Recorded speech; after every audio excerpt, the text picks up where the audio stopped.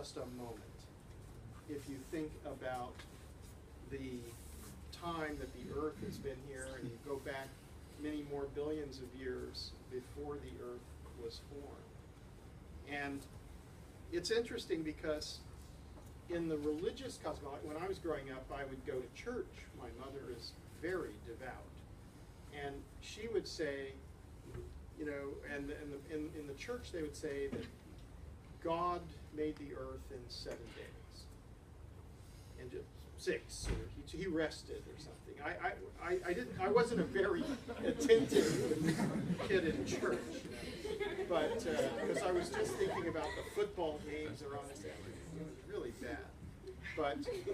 But I sort of got the idea that human beings in this cosmology, human beings emerge in paradise. And then they sin, and they're cast out of the garden.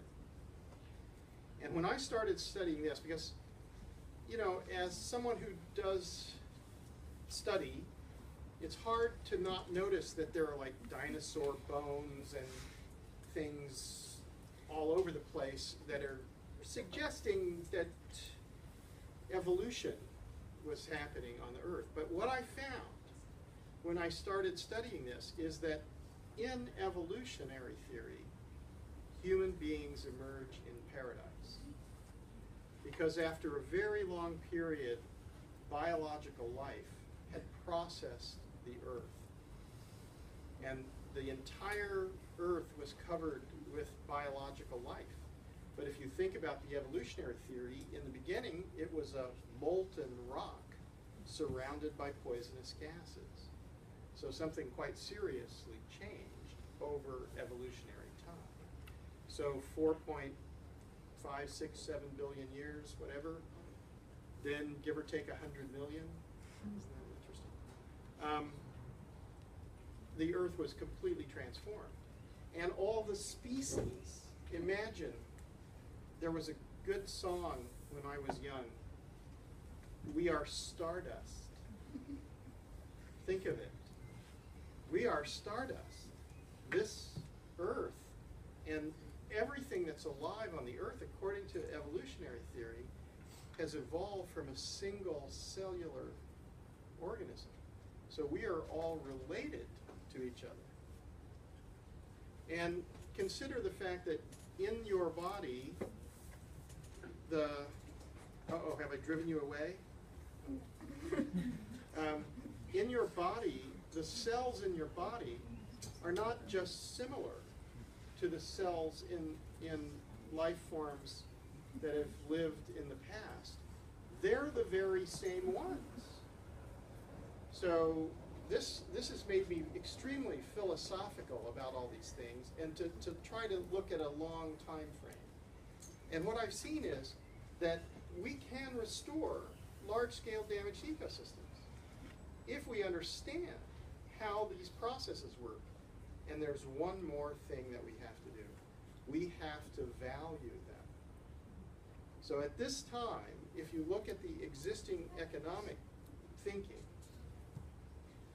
these machines, this table, our clothing, anything that we can buy and sell, anything that's manufactured, bought and sold, and our time if we're going to do services, they're given a monetary value. But if you consider the atmosphere, or the climate, or the oceans, or freshwater systems, or biodiversity around the world, it is zero in the existing economic theory. Well, when I look at this, I have to say something is wrong. We're breathing air. We're drinking water. In fact, I would put it this way, we are bivalves. We're like clams. We're filters. Any pollutant that is in the air, we are filtering in our lungs. Any pollutant that's in the water, we're filtering through our system as we drink water or any other liquid. And any pollutant that's in the food system, and the pollutants are accumulated up the food chain. So the highest pollutant levels are at the top of the food chain. Guess who's at the top of the food chain? Yes. We are. So it's, you know, we need to breathe deeply. Now, you're young people, and I'm at 61.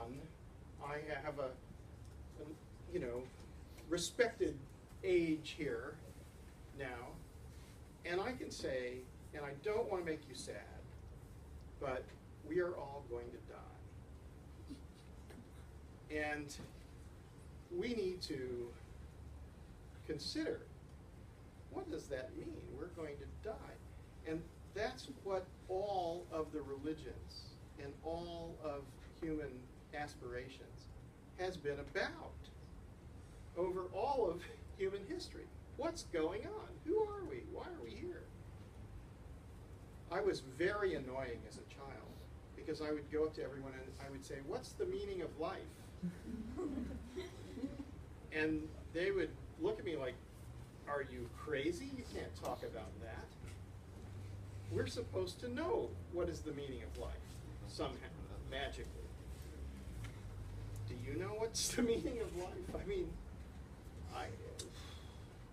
it's very good to have meaning and to have purpose in life.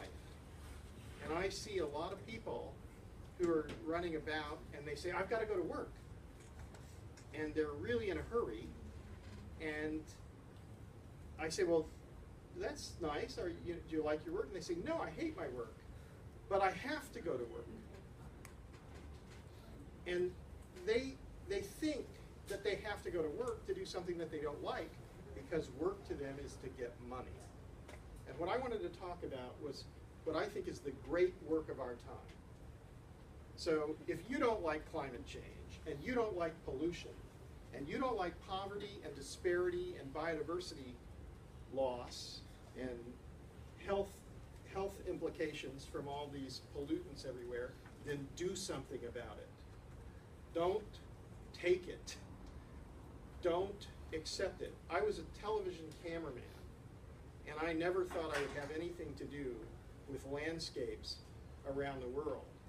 But science and policy are changing, and restoration is being accepted as potentially, I don't want to be overly optimistic, but potentially the most effective way to mitigate and adapt to climate change.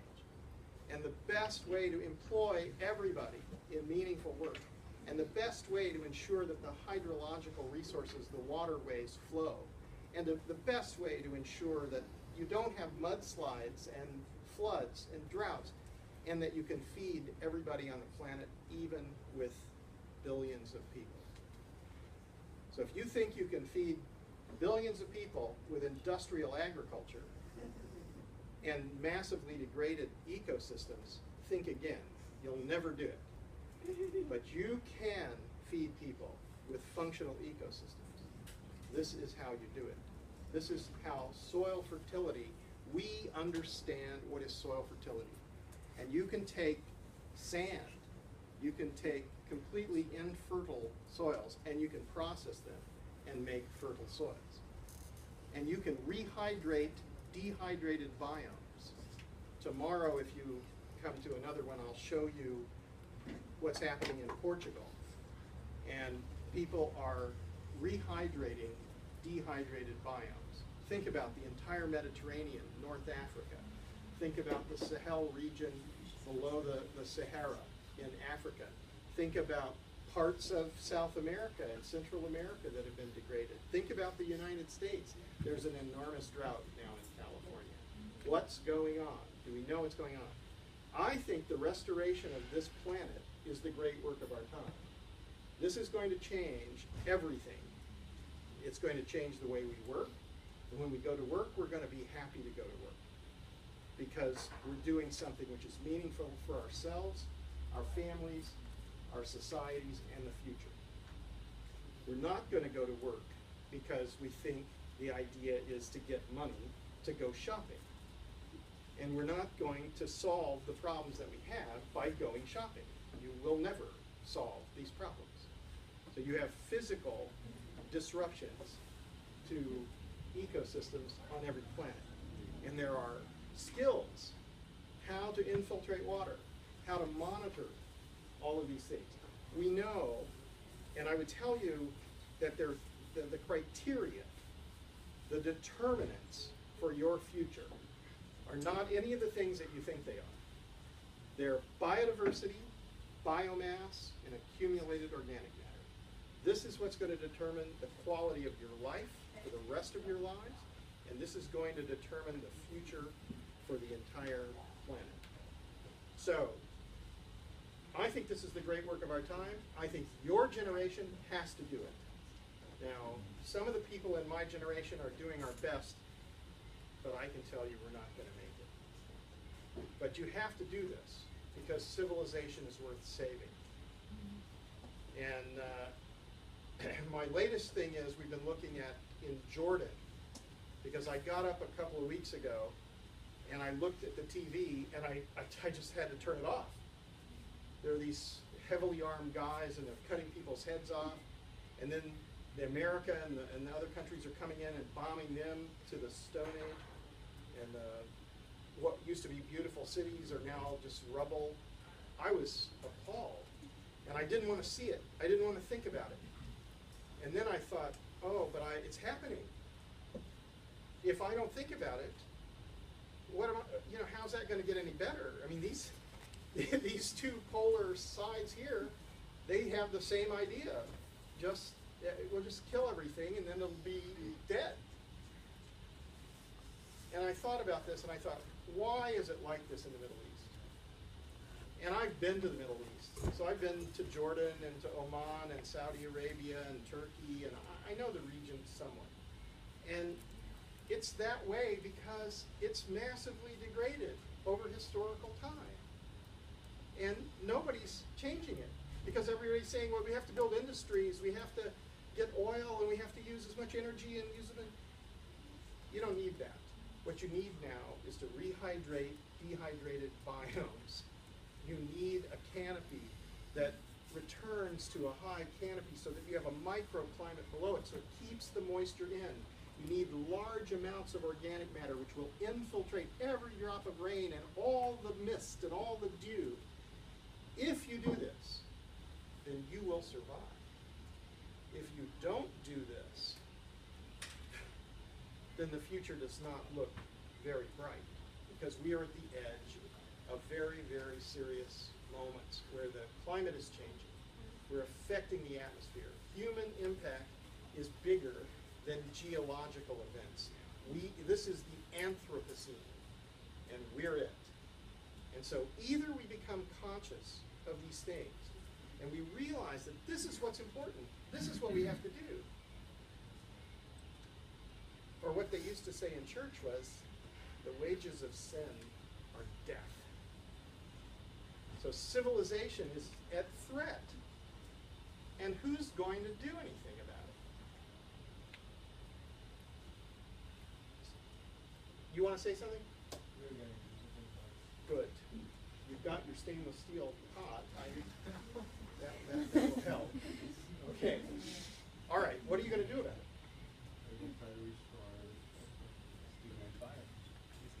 Good. What do you need for that? We need a workforce. We need people who are willing to get their time to do that, and we need a government and policies that allow us to do that. Yeah, you also need some technical skill and scientific knowledge and monitoring ability, but you're close, very close. Resources. Well, yes, but so when you talk about the climate and climate change, what do you think the governments are talking about? They're talking about how many billions they're going to have to spend. But actually, they're not spending that. They're just talking about it. And then they're creating mechanisms to pass the money around to each other, like carbon trading. So now you have carbon. So what's needed is carbon to be sequestered. What is carbon? Carbon is in the atmosphere in the form of CO2. How is it sequestered? Photosynthesis. How do you increase photosynthesis?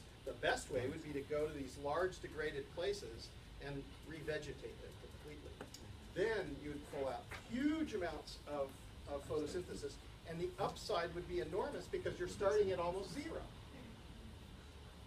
Eventually you'd get equilibrium, but that's okay. Then you'd have a beautiful forest. Yeah. How can young people get involved? Well, write to me, and we'll try to figure it out. But I think it's not up to me or any individual.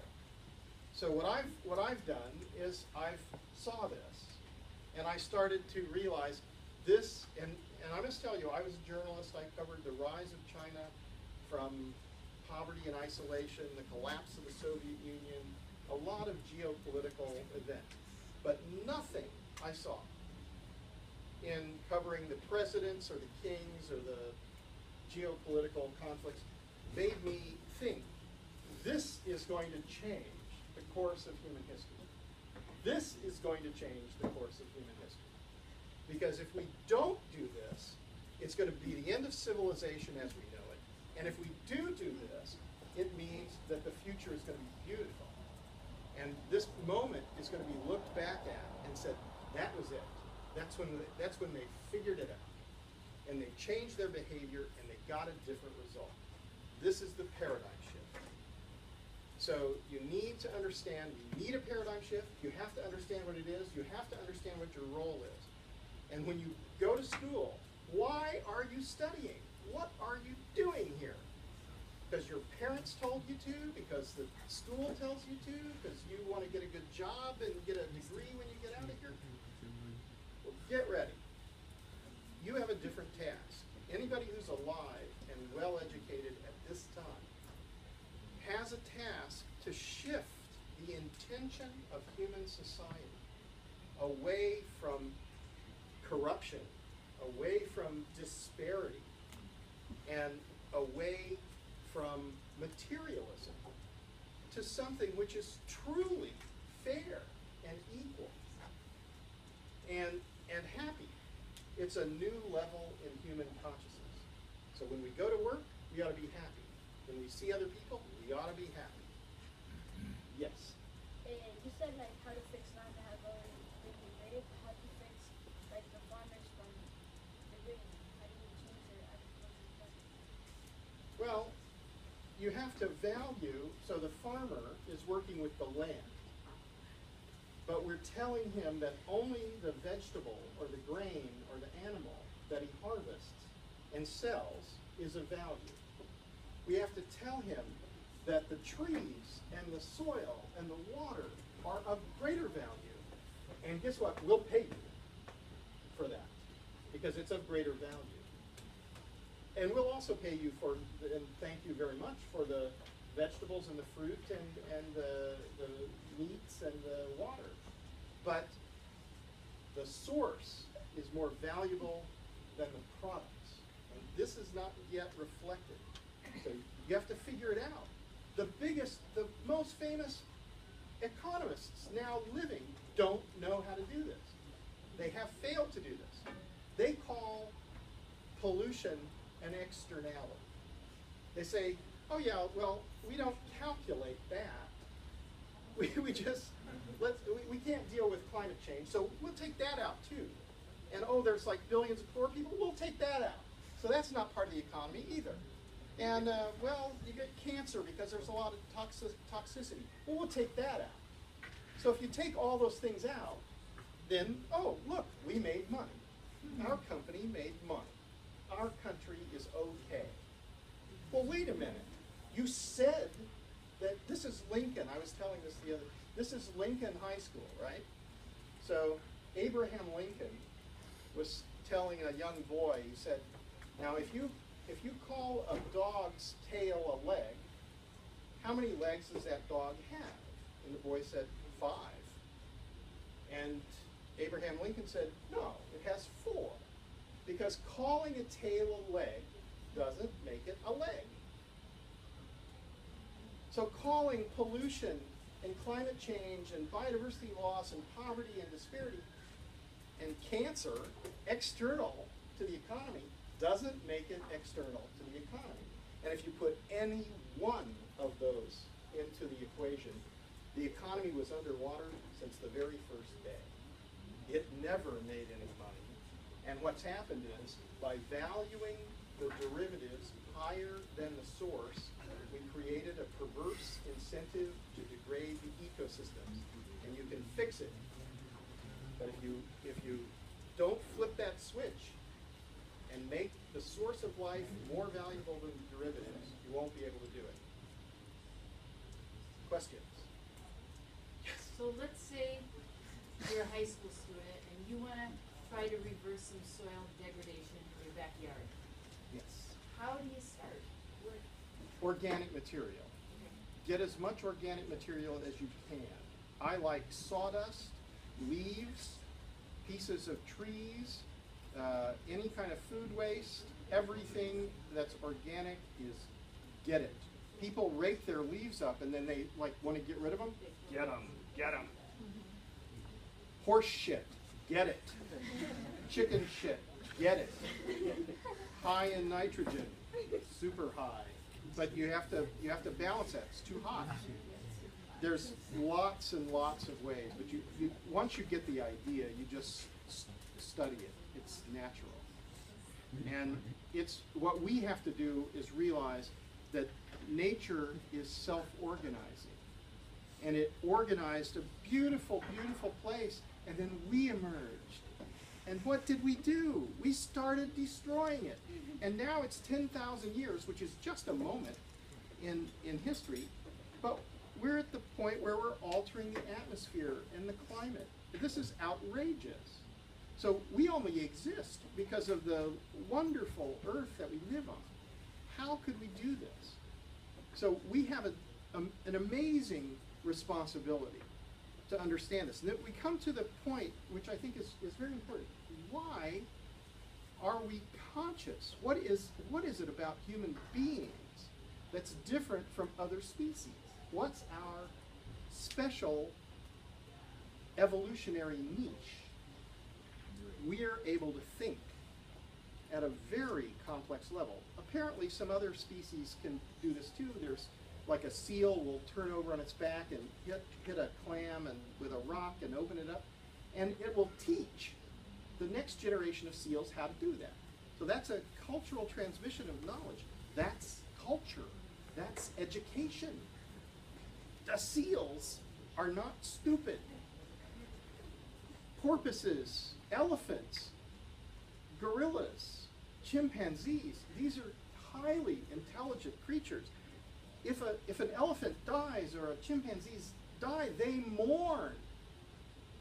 So, you know, this is, it's not like we're sort of, but we are somehow at a much higher evolved level of thought. And so what we're doing is we're evolving consciousness. So what's this consciousness? What is it for? I'm going to get as much material goods as I possibly can. I'm sure the meaning of life is just to accumulate as much stuff and money as I possibly can for myself. Of course that's that's what's right, isn't it? What a stupid idea. I'm going to die surrounded by all this junk. And then during my life, I've had a horrible life because I've just been a grasping, greedy person. And there are all these other people who have had nothing. There are billions of people who are hungry today. And, you know, there's a responsibility. And if you think about it, we're all related to the same single-celled organism if you follow evolution. There's DNA evidence that we're all relatives. So how could, you know, to hurt somebody else is to hurt yourself. And we're all just passing through. We're only going to be here for a little while. So while you are young and I am old, get ready because you're going to be old soon. And it's, you know, it's the way it is. So I think we have something to do. The people who are alive, the generations that are alive now, do not have the luxury to just play. We have a responsibility because the earth is in the state that it's in. And humanity's in the state that it's actually, there's nothing wrong with the earth. The earth is in great shape. It's human society that's in trouble. So if you change that and you change the lever so that the source of life is valued higher than the derivatives, then you're going to be remembered throughout all of human history as the generation that took the challenge and joined in the great work of our time. Any more questions? Yes. Does it have to be regenerating or rehydrating a place that like previously had, or can we just make a new place, like a new forest or a new? Where? I mean, you mean go to Mars and try to do it No, there? I mean like here, like just does it have to be a place that was previously a forest, or is there just like a blank land? Well, once you start studying this, you'll realize that the reason that there was a forest there is because that's the natural place for forests to be. So if you want to put a forest where the grasslands is, then you have to consider it. I'm not absolutely ruling it out because there's a lovely project in Colombia called Las Gaviotas. So if you want to look at it, they're taking a grasslands and they're building a forest. And most of there's a guy named Paulo Lugari, you can look at his work. There's another guy I know, Rene Haller in Kenya. You better hurry because he's really Yoda. He's, but he's quite old. He's restoring mining tailings. So he takes completely degraded earth and turns it into the Garden of Eden. Yeah, like that's what I mean. Like Yeah, you can do all sorts of things, but you need to realize we don't need to do this somewhere. We need to do this everywhere. That the entire earth. So if you now go to an industrial area and you look at the industrial area from the point of view of ecological reasoning, ecological or eco-logic. So if you look with eco-logic, there's no way that water can penetrate into the earth. Well, how is that right? So it flows away, it runs off. So that's starts a flood when it runs off. There's no biological life. It's like buildings and parking lots and trucks and machines and stuff. So there's no biological life. So there's no respiration. There's no microclimate below the canopy. There's no anything. There's no life. It's abiotic. Well, is that the way we should live? In some cases, it's a toxic space because there's like toxic materials in the plant, in the products, on the ground, everywhere. Things are coming out of the plant. You know, what is that about? Can we live that way? No, no, you can't live. You die that way. That is death. So that's abiotic. So we are animals. We're breathing. We're born. We're going to die. We have the impulse to reproduce. We are living beings. And, you know, we need to understand, what does that mean? What is that about? We're living beings. And these living systems are more valuable than this stuff. This stuff becomes junk. And it becomes toxic junk if it's got any kind of chemicals inside. So everything, your house, the containers that you use to carry things, your clothes, everything should be pure and simple. That would be good. Yes? What has happened to Les Plateaux since you finished this film? Has the project expanded, or? The understanding that there's a relationship between hydrology, biomass, and organic material is now national policy. The Chinese have planted 2.5 times more trees than the rest of the world combined, and they also, you know, if you analyze what's going on in China, because you have competing trends. So not the Loess Plateau, but say places like Shenzhen and Shanghai and these manufacturing zones around these places, they have a lot of chemical pollution from manufacturing.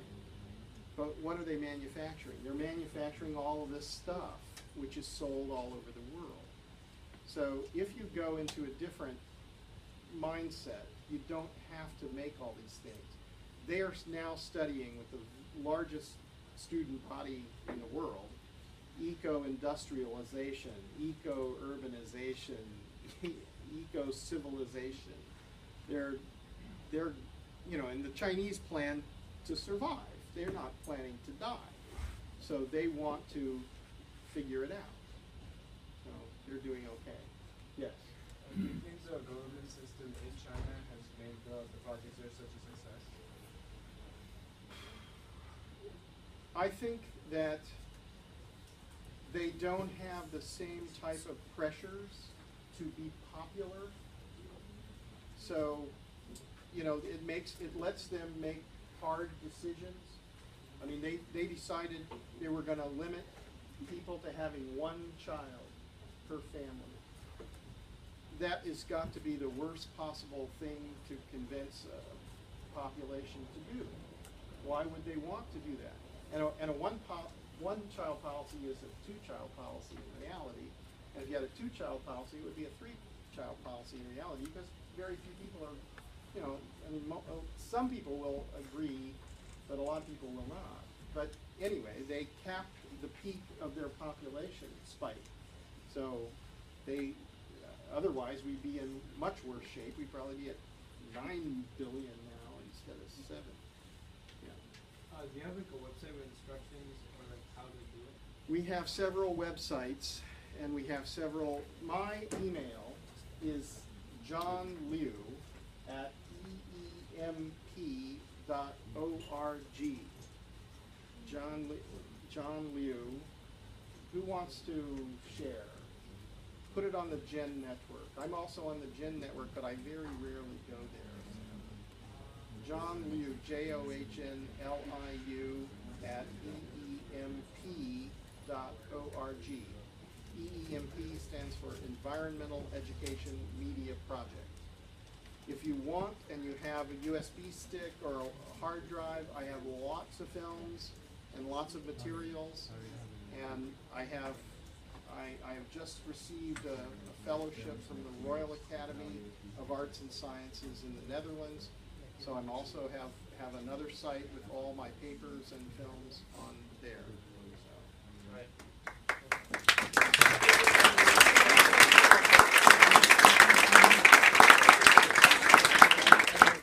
Is there any other question, guys? Because we are running out of time. 6:20, we gotta be at the Global Village right now. So if you have any questions, please ask them right now. Thank you very much. Yeah. All right.